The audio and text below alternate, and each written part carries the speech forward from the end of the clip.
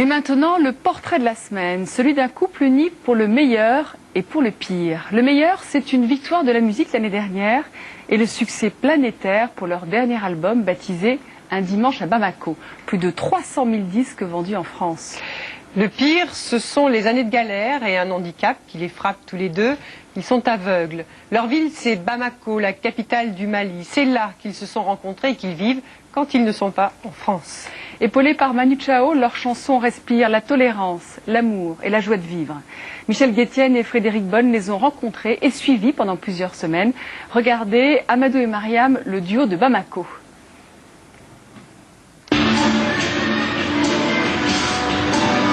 Ce soir, pour la 115e fois en un an, Amadou et Mariam s'apprêtent à monter sur scène.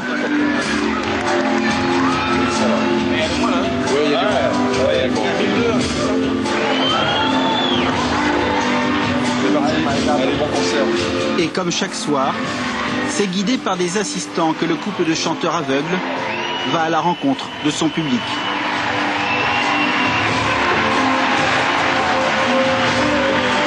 Est-ce que ça va?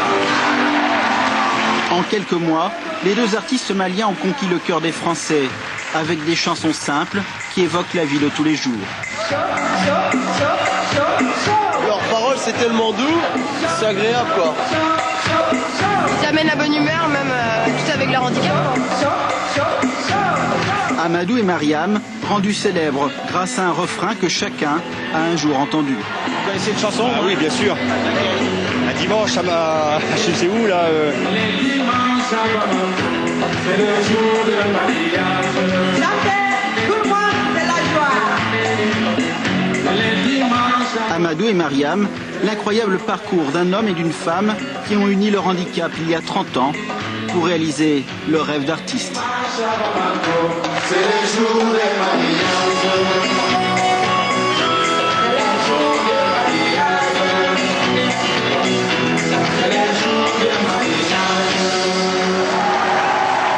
Succès de la tournée oblige, depuis quelques mois, c'est un bus qui leur tient lieu de domicile.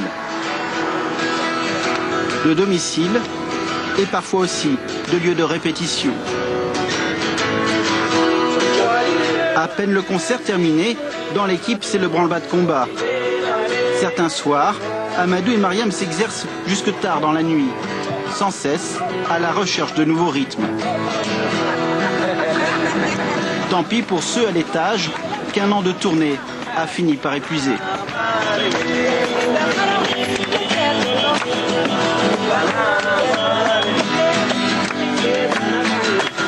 Là, il est plus d'1h30, hein. Oh, oui. Vous jouez encore? Oh oui, effectivement, oui. Des fois, on joue au moins 2h, 2h30 de temps. Hein. On met beaucoup de temps. Quand on commence seulement, on ne peut plus nous freiner là. On continue. Dans le couple, la frontière entre amusement et travail est souvent floue. À tout instant, d'un petit détail ou même d'une plaisanterie peut surgir ce morceau qui sera demain dans toutes les têtes.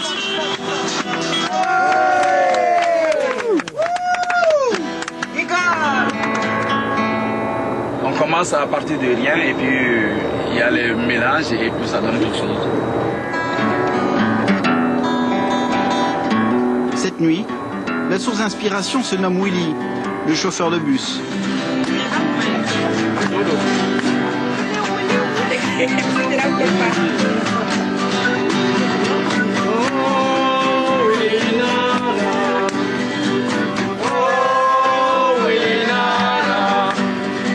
Cette joie de vivre, ce naturel, c'est leur marque de fabrique. Elle les a conduits l'an dernier vers un sommet. Amadou et Mariam, Abona Malila. Mars 2005, victoire de la musique. Le duo malien décroche la récompense suprême en France. Dans la foulée, leur album Dimanche à Bamako se vend à 300 000 exemplaires. Un conte de fées pour ces deux artistes à qui la vie n'a pas fait que des cadeaux.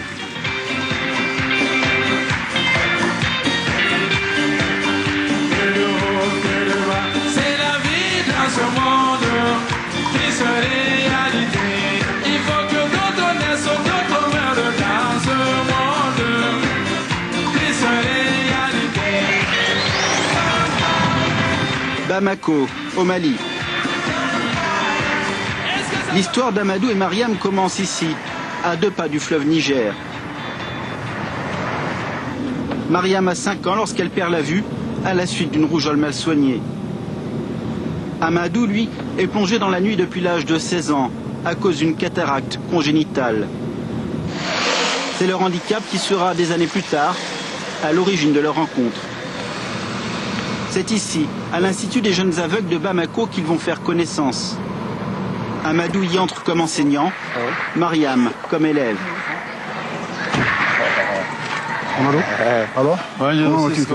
À l'époque, c'est un certain Sissoko qui les accueille.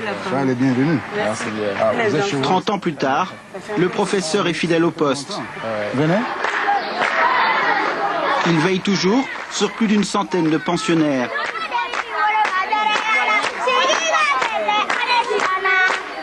Des élèves que la réussite du couple de chanteurs fait rêver. Écoutez-moi un peu, bonjour. Amadou est là avec Mariam. Bonjour, ça va? Oui, ça va.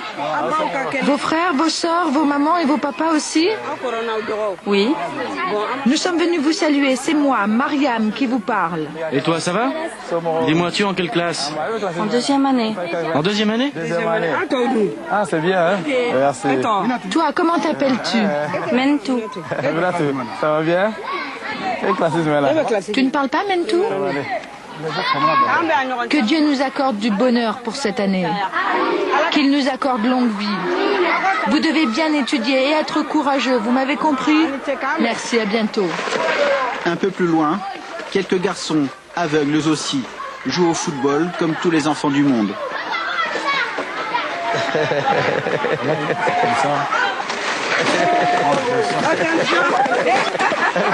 Doucement, fais doucement. Et vous m'a dit c'était plutôt le ballon? Ah non, Amadou, il jouait pas le ballon. Moi, je faisais la musique, j'étais plus grand. Voilà. J'étais beaucoup grand.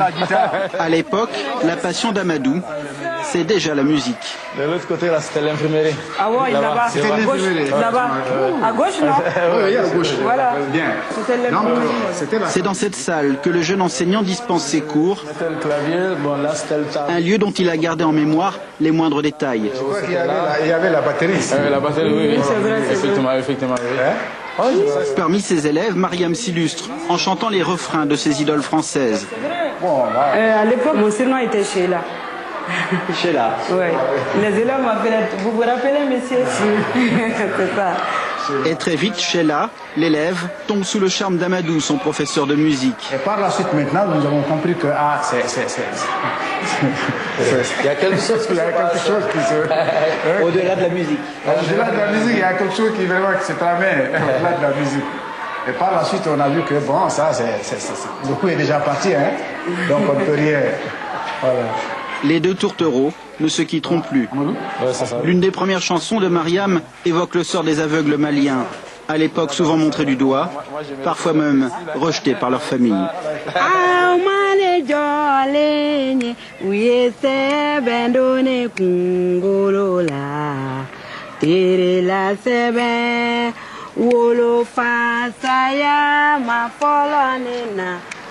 Ces paroles vont émouvoir tout le pays et éveiller les consciences.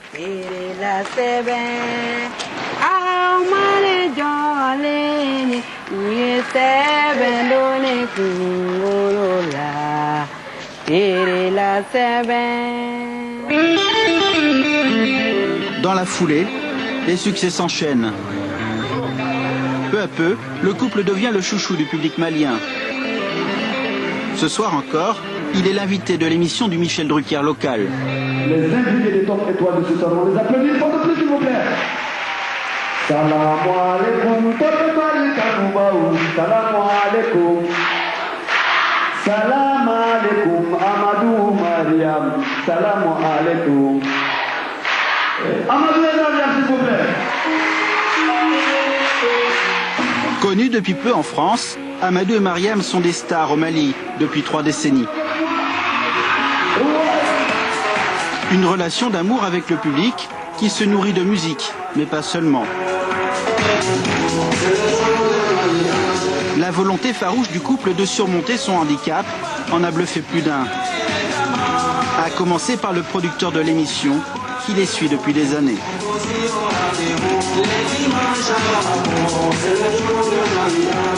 Un aveugle, d'abord, c'est un problème. Deux aveugles, c'est encore plus de problème. Parce qu'un aveugle au Mali, tu finis sur le trottoir comme mendiant. Deux aveugles qui s'unissent et qui deviennent musiciens, c'est pas évident. Amadou et Mariam incarnent le courage. L'autre Afrique, les gens qui se battent, la misère n'est plus une fatalité. C'est-à-dire, si Amadou et Mariam réussissent dans la vie, c'est que nous, tout le monde peut réussir dans la vie. Est-ce que tu es arrivé une fois d'abandonner Mariam? Non, il n'est jamais arrivé d'abandonner Mariam. Alors voilà. Mariam, on t'écoute, Mariam. Je pense à toi, mon amour, ma bien-aimée. Au Mali, Amadou et Mariam n'incarnent pas seulement la réussite de deux aveugles. Dans un pays où la polygamie est encore largement répandue, leur couple incarne les valeurs du mariage à deux, à la fois romantique et moderne. Leur amour, Amadou et Mariam l'affichent à la télé comme dans la rue. Une union qui repose sur des règles bien précises,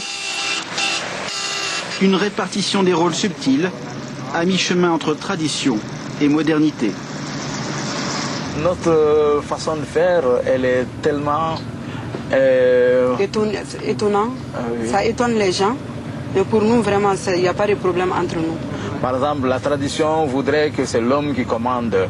En dehors de cela, le modernisme voudrait que ce soit une démocratie. Voilà. Donc nous, on mélange les deux. Quand je sais que c'est moi qui commande, mais en dehors de mes ordres, j'ai dit, Mariam, on doit faire ça. Qu'est-ce que tu penses? On peut le faire ou bien on ne peut pas? C'est comme ça, on fait. Et c'est comme ça que ça marche depuis 30 ans. Ah oui, c'est comme ça que ça marche depuis 30 ans. C'est comme ça, on fait. Et depuis 30 ans, dans ses clips comme sur scène, le couple multiplie les signes d'affection, les gestes de complicité. Le public en redemande, Amadou et Mariam l'ont bien compris. Derrière cette attitude dictée par la loi du marketing se cachent deux artistes à la sincérité et à la sensibilité bien réelle.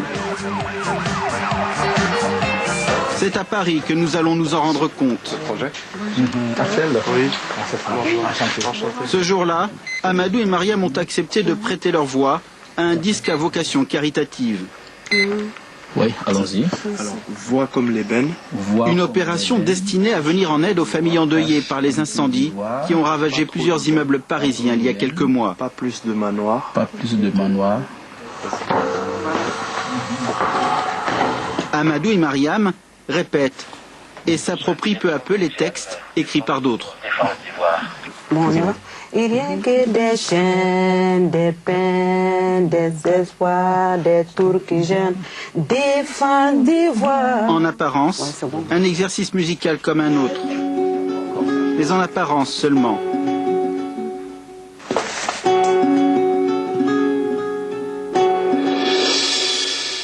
Vois comme les belles, tâche un peu d'ivoire, pas trop de belles.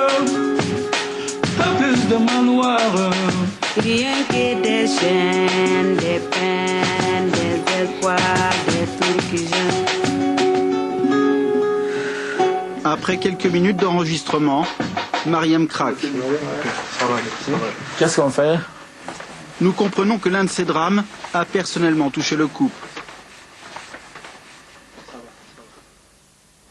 Août dernier, boulevard Vincent Auriol à Paris. Un incendie éclate d'une rare intensité. En quelques heures, il provoque la mort de 17 personnes. Incroyable coïncidence, Amadou et Mariam ont vécu à cette même adresse il y a 6 ans. Ils connaissaient certaines victimes. La femme qui a perdu ses enfants, on la connaît bien, quoi? Je la connais beaucoup. Ah oui. Et nos parents se fréquentaient aussi. Donc, elle a perdu tous ses enfants. Donc, on se connaît il y a longtemps. Quelques semaines avant l'incendie, l'immeuble avait fait l'objet d'un reportage. Ici, c'est les boîtes aux lettres. Les habitants y dénonçaient les conditions d'hygiène et de sécurité déplorables. Cette insalubrité, ce quotidien, Amadou et Mariam l'ont partagé durant 6 mois. Il passe partout ici, il mange les murs, là, il a des trous partout. Là, il passe par là. Dans la journée, les souris couraient, on entendait le bruit, souvent ils montent sur nous, donc on connaît. Il y avait des cafards aussi.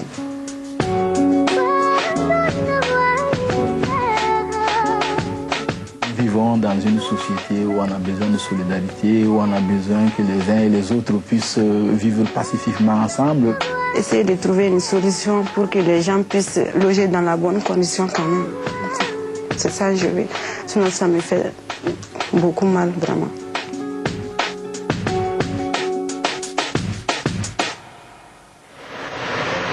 Stars dans leur pays, quasi inconnus chez nous.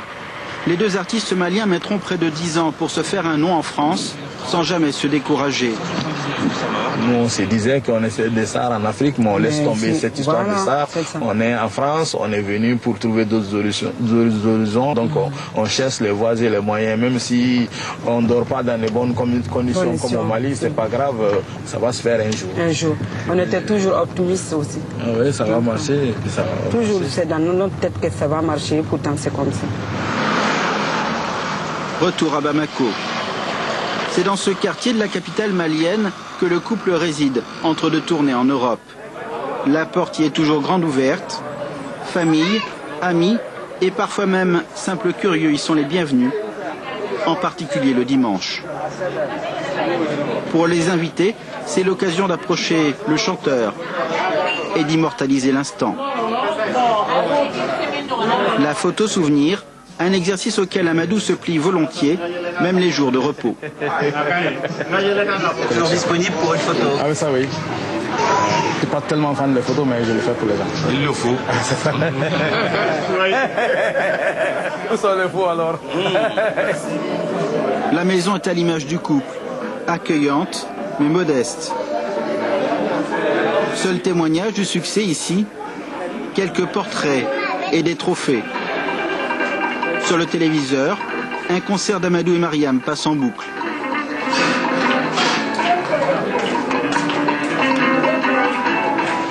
Bon, ici c'est derrière là. Ça c'est l'arrière-cour. Il y a les dames ici, elles font la cuisine. Pour nourrir les nombreux invités, une dizaine de personnes s'affairent en cuisine. Le domaine réservé des femmes. Ça parle pas aujourd'hui là. Ça travaille. Quand ça travaille, ça parle plus. Vous êtes admis sur la pointe des pieds là presque. Oui, effectivement, oui.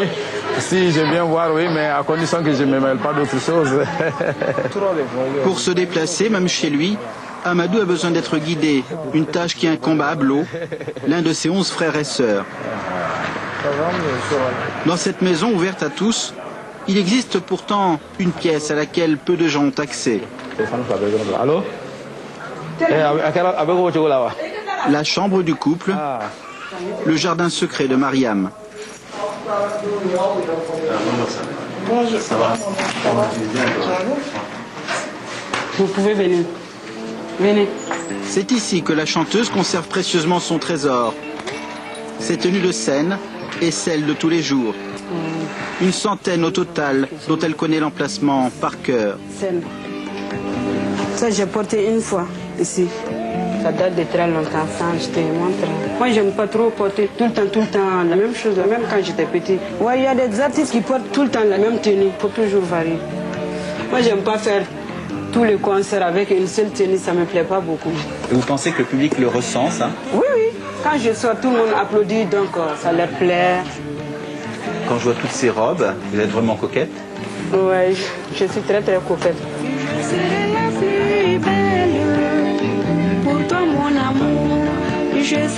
Mariam la coquette, une histoire qui remonte à l'enfance. L'époque où son père lui offre boubous et bijoux, sans compter, comme pour mieux soulager la souffrance liée à son handicap. Aujourd'hui, Mariam ne laisse à personne le soin de choisir ses tenues. Il faut dire que dans sa grande mansuétude, la maladie lui a laissé une toute petite parcelle de vision. Pas grand-chose, juste de quoi distinguer les couleurs de très près.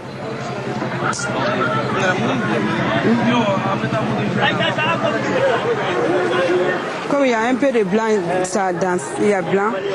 Ça, il y a le blanc maintenant. Mais jaune, mais... Choisir elle-même ses tenues et pouvoir les payer. Une forme d'autonomie qui fait sa fierté. Car Mariam est une battante. Jamais elle n'a laissé la possibilité à son handicap de se mettre en travers de la voie qu'elle s'était tracée.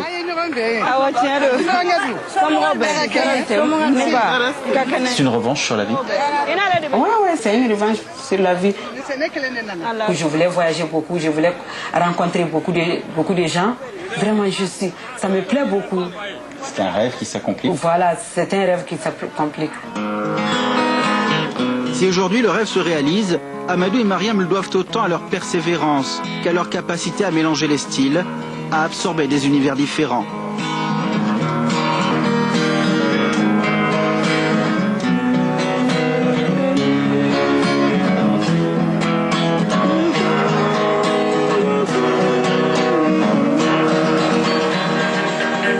En 2003, c'est d'ailleurs une rencontre musicale insolite qui va bouleverser leur carrière. La guitare sous le bras, un certain Manu Chao débarque à Bamako. Le chanteur engagé est tombé sous le charme du duo malien. Il veut produire leur nouvel album. 2 mois durant, le couple travaille sous sa direction. Amadou, je peux te demander une dernière chose? Oui. De faire une piste de ça et le que de haut, que de bas, c'est la vie dans ce monde, triste réalité. Tu peux essayer de faire. À l'arrivée, l'album qui révélera Amadou et Mariam au public français. Triste réalité. Pour cela, il est encore en chantier. Hein. Ça va, oui. Pour moi, c'est un des meilleurs albums. Il a apporté et sa musique, et sa façon de faire, son art, sa façon d'arranger les choses, la musique et sa personnalité a été beaucoup pour nous parce que tout le monde connaît Manu Chao. Dès qu'on entend Manu Chao, on sait que c'est un grand. Donc quand un grand s'intéresse à quelque chose, les gens ils se disent que la chose en vaut la peine. Désormais, la réussite du couple suscite des vocations jusqu'au sein de la famille. Samou, l'un de leurs 3 enfants, a décidé de chanter lui aussi. Il a même constitué son groupe, un motif de fierté, mais aussi d'embarras pour ses parents.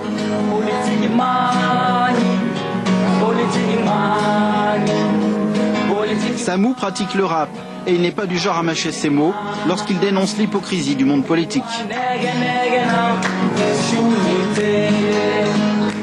Ça fait pitié, ça fait pitié.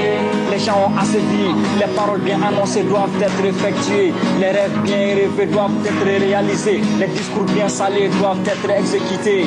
Mon pays n'est pas un pays de théorie. Il faut que cela cesse. Mettez-vous en action avant que le peuple soit en réaction. Le peuple supporte ses détresses. Trop de postes inutiles, nous en avons assez. Nous voulons avancer. Ils ne prennent pas position par rapport à notre condition.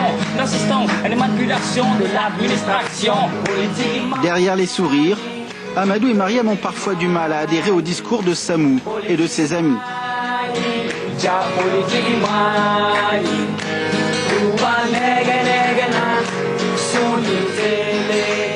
C'est leur façon de revendiquer les choses. Pour moi, ça n'engage qu'à moi, c'est un peu violent. Bon. Quand vous faites passer un message, vous faites comment? Sensibiliser les gens, les faire voir la réalité en face, et sans pousser un cri de révolte. Et pourtant, cette chanson, Amadou et Mariam vont la reprendre.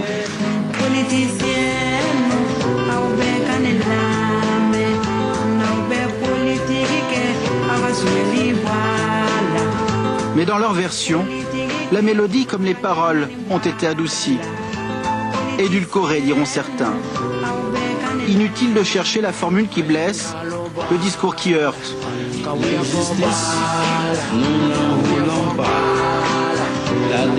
Chez Amadou et Mariam, on le sait bien, les mots et la musique se nourrissent d'abord d'amour et de tolérance.